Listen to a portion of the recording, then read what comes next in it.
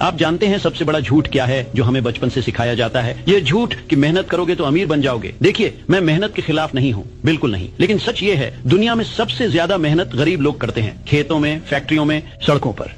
वे सूरज निकलने से पहले उठते हैं और अंधेरा होने के बाद सोते हैं। फिर भी वे अमीर क्यों नहीं बनते? क्योंकि मेहनत सिर्फ आधी कहानी है, असली खेल दिमाग का है। मैं तुम्हें कोई मामूली मोटिवेशनल भाषण नहीं देने आया हूं, मैं तुम्हें तुम्हारे दिमाग का ऑपरेटिंग सिस्टम बदलने का तरीका बताने आया हूं। एंड्रयू कार्नेगी, जिसने मुझे ये ज्ञान दिया, थॉमस एडिसन, जिन्होंने 10,000 बार फेल होने के बाद दुनिया को रोशन किया, हेनरी फोर्ड, जो 5 बार दिवालिया बैंकरप्ट हुए पर हार नहीं माने। इन सब के पास एक सीक्रेट था और आज वो सीक्रेट मैं तुम्हारे हाथों में रख रहा हूँ। अगले 30 मिनट मुझे दे दो, सिर्फ 30 मिनट, और मैं वादा करता हूँ तुम्हारी अगली जिंदगी पिछली जिंदगी से बिल्कुल अलग होगी। तो क्या तुम तैयार हो? क्या तुम वाकई में बदलना चाहते हो? तो चलो शुरू करते हैं। सबसे पहले बीमारी की पहचान। जब तक तुम्हें पता नहीं होगा कि समस्या कहाँ है, तब तक समाधान कैसे मिलेगा? तुम कंसिस्टेंट क्यों नहीं रह पाते? देखो, तुम शुरुआत तो धूमधाम से करते हो, सोशल मीडिया पर पोस्ट डाल देते हो, न्यू ईयर न्यू मी, पर 1 महीने में वो पोस्ट शर्म से डिलीट करनी पड़ती है। क्यों? क्योंकि तुम बहाने के शिकार हो। जब मैंने अपनी सबसे विवादास्पद किताब आउटविटिंग द डेविल लिखी, तो मैंने एक बात कही थी जिसने लाखों लोगों को झकझोर दिया। 89% लोग बहाने के शिकार हैं। वे जिंदगी में बहते रहते हैं, बिना दिशा के, बिना मकसद के। एक बात हमेशा याद रखना, ड्रिफ्टर का मतलब होता है वो इंसान जो बहाने बनाता है। ड्रिफ्टर कौन होता है? ड्रिफ्टर वो इंसान है जो हवा के झोंके के साथ बह जाता है। आज किसी ने कहा YouTube से पैसा कमाओ, तो चैनल खोल लिया। कल किसी ने कहा क्रिप्टो में इन्वेस्ट करो, तो वहां पैसा लगा दिया। परसों किसी ने कहा स्टार्टअप करो, तो वहां भाग गए। तुम्हारा खुद का कोई विजन नहीं है, तुम दूसरों के सपनों का पीछा कर रहे हो। तुम्हारा दिमाग एक शैतान बच्चा, तुम्हारा दिमाग एक नटखट शैतान बच्चे की तरह है। उसे आराम, कंफर्ट से प्यार है, उसे मेहनत से नफरत है। जब तुम कोई नया काम शुरू करते हो, मान लो जिम जाना, तो तुम्हारे दिमाग के लिए वो एक खतरा, थ्रेट है, क्योंकि उसे जल्दी उठना पड़ रहा है, नींद कम, उसे मेहनत करनी पड़ रही है, दर्द और असुविधा, उसे रूटीन बदलनी पड़ रही है, अनिश्चितता। तो तुम्हारा दिमाग क्या करता है? वो तुम्हें बहाने देता है। आज ठंड बहुत है, कल जाएंगे। आज बारिश हो रही है, आराम करते हैं। आज बॉडी पेन है, मंडे से फ्रेश स्टार्ट लेंगे। और सबसे खतरनाक बहाना, मैं मोटिवेटेड नहीं हूँ, जब मोटिवेशन आएगी तब करूंगा। सुनो, ये बहुत ध्यान से सुनो, मोटिवेशन झूठ है। मोटिवेशन एक मिथ है। हाँ, तुमने सही सुना। सक्सेसफुल लोग हर दिन मोटिवेटेड नहीं होते। कोई भी हर दिन मोटिवेटेड नहीं होता। वो सिर्फ काम करते हैं, बिना सोचे, बिना फीलिंग के। तुम मोटिवेशन का इंतजार कर रहे हो, पर मोटिवेशन तो तब आती है जब तुम काम करना शुरू कर देते हो। सफलता और आराम कभी एक कमरे में नहीं रह सकते। याद रखो ये सुनहरा नियम। सक्सेस और कंफर्ट एक साथ नहीं रह सकते। जहां कंफर्ट है वहां ग्रोथ नहीं, जहां ग्रोथ है वहां डिस्कंफर्ट जरूर है। अगर तुम कंसिस्टेंसी ढूंढ रहे हो तो तुम्हें अपने आप से लड़ना पड़ेगा। ये जंग बाहर की दुनिया से नहीं है, ये जंग है तुम्हारे बिस्तर से, तुम्हारे मोबाइल फोन से, तुम्हारे पुराने वर्जन से। और जब तक तुम ये जंग नहीं जीतते, तब तक बाहर की दुनिया में तुम कुछ नहीं जीत पाओगे। कंसिस्टेंसी एक मांसपेशी है, कंसिस्टेंसी कोई जादू की छड़ी नहीं है। कंसिस्टेंसी एक मसल है। जिस तरह जिम में पहली बार जाते हो तो दर्द होता है, वैसे ही कंसिस्टेंट बनने की शुरुआत में दर्द होगा। तुम्हारा दिमाग चिल्लाएगा बंद कर ये सब, तुम्हारा शरीर कहेगा आराम कर ले, तुम्हारे दोस्त कहेंगे इतना सीरियस मत बन। पर यही तो असली परीक्षा, टेस्ट है। जब तक तुम्हारा काम तुम्हारी आदत न बन जाए, तब तक तुम्हें जबरदस्ती करनी पड़ेगी। पर एक बार जब ये आदत बन गई, तो फिर तुम्हें फोर्स की जरूरत नहीं पड़ेगी। तब तुम्हारा शरीर खुद ब खुद काम करने लगेगा। पहले हम आदतें बनाते हैं, फिर आदतें हमें बनाती हैं। अब मैं तुम्हें ब्रह्मांड, यूनिवर्स का एक गहरा रहस्य बताता हूँ। इसे मैं कहता हूँ कॉस्मिक हैबिट फोर्स।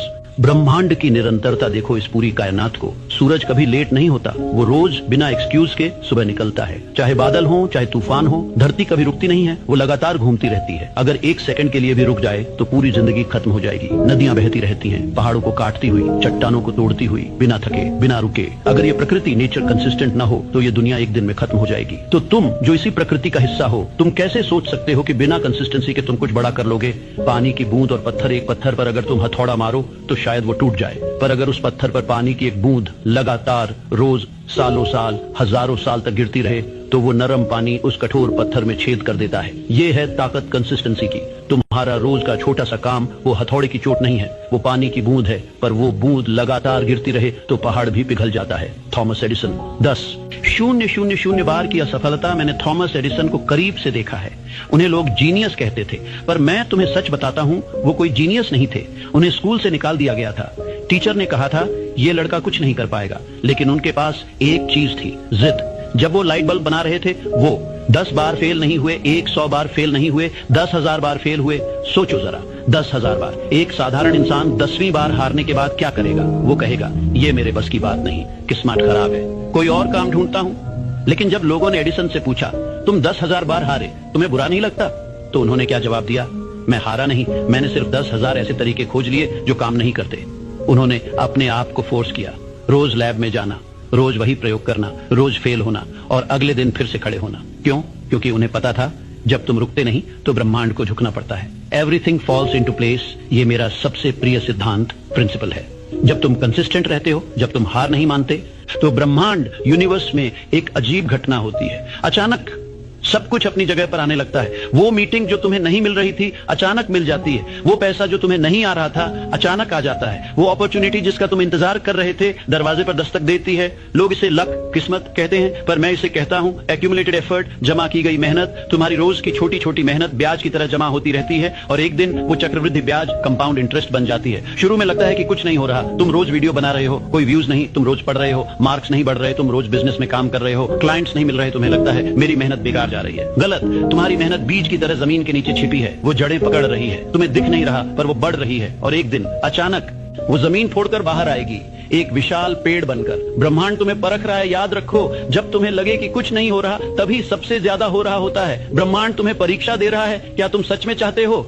या तुम सिर्फ बातें कर रहे हो। कितनी भूख है तुम्हारे अंदर, और जिस दिन तुमने ब्रह्मांड को दिखा दिया कि मैं हारूंगा नहीं चाहे कुछ भी हो जाए, उस दिन जादू होता है। उस दिन कॉस्मिक हैबिट फोर्स तुम्हारे पक्ष में आ जाती है और फिर कोई तुम्हें रोक नहीं सकता। अब तुम पूछोगे नेपोलियन जी ये सब सुनने में बहुत अच्छा लगता है, पर कल सुबह जब अलार्म बजेगा तब मैं करूं क्या, मैं अपने आप को फोर्स कैसे करूं। मैं तुम्हें अपनी किताब थिंक एंड ग्रो रिच का निचोड़ देता हूं। 5 स्टेप्स जो तुम्हें आज से अभी से लेने हैं। स्टेप 1, जलती हुई इच्छा, बर्निंग डिजायर। साधारण इच्छा से काम नहीं चलेगा। काश मैं अमीर होता, ये सब सोचते हैं। मैं बात कर रहा हूं एक ऐसी आग की जो तुम्हें रात को सोने न दे, जो तुम्हारे सपनों में आए, जो तुम्हारी हर सांस में हो। तुम्हारा गोल क्या है उसे अभी इसी वक्त लिखो, लेकिन ध्यान रखो अस्पष्ट गोल मत लिखो। गलत, मुझे बहुत पैसा चाहिए। सही, मुझे 31 दिसंबर 2025 तक 1 करोड़ रुपए कमाने हैं। जब तक तुम्हारा गोल क्लियर और स्पेसिफिक नहीं होगा तब तक तुम्हारा दिमाग कंफ्यूजन में रहेगा और कंफ्यूज दिमाग कभी कंसिस्टेंट नहीं होता।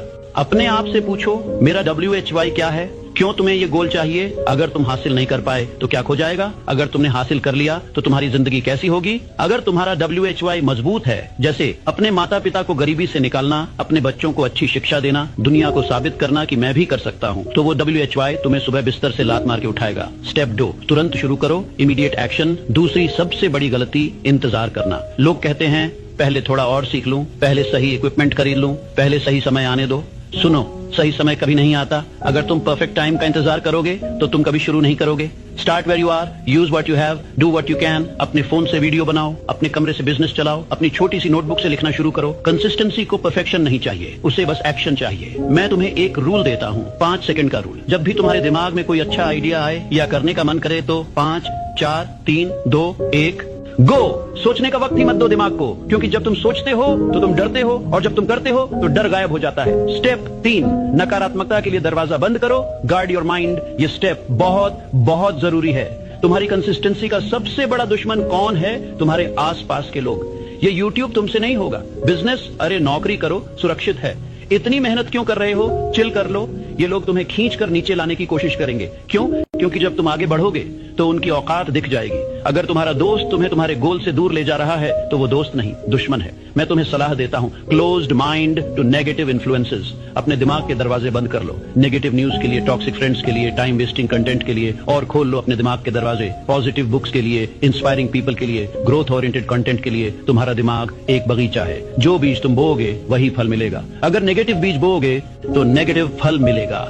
स्टेप 4, आत्म सुझाव, ऑटो सजेस्शन। ये सबसे शक्तिशाली हथियार है। तुम्हारा सबकॉन्शियस माइंड, अवचेतन मन बहुत ताकतवर है। वो तुम्हारे 95% डिसीजंस लेता है। समस्या ये है कि अभी तक तुम उसे गलत प्रोग्रामिंग दे रहे हो। मुझसे नहीं होगा, मैं लेजी हूँ, मेरी लक खराब है। अब से तुम्हें उसे नई प्रोग्रामिंग देनी होगी। रोज रात को सोने से पहले और सुबह उठने के बाद शीशे में देखकर जोर से बोलो, मैं रुकने वाला नहीं हूँ, मैं हर दिन बेहतर बन रहा हूँ, सक्सेस मेरा जन्म सिद्ध अधिकार है, मैं कंसिस्टेंट हूँ, मैं अनस्टॉपेबल हूँ। शुरू में ये झूठ लगेगा, अजीब लगेगा, पर करते रहो, क्योंकि तुम्हारा सबकॉन्शियस माइंड सच और झूठ में फर्क नहीं जानता। अगर तुम उसे बार बार बोलोगे तो वो मान लेगा, और जिस दिन उसने मान लिया उस दिन तुम्हें फोर्स करने की जरूरत नहीं पड़ेगी। तुम्हारा दिमाग खुद ब खुद कंसिस्टेंट बन जाएगा। स्टेप 5, 2 डे रूल, नया एडिशन। मैं तुम्हें एक एक्स्ट्रा स्टेप देता हूं जो मैंने सबसे सक्सेसफुल लोगों में देखा है। नेवर मिस 2 days इन ए रो।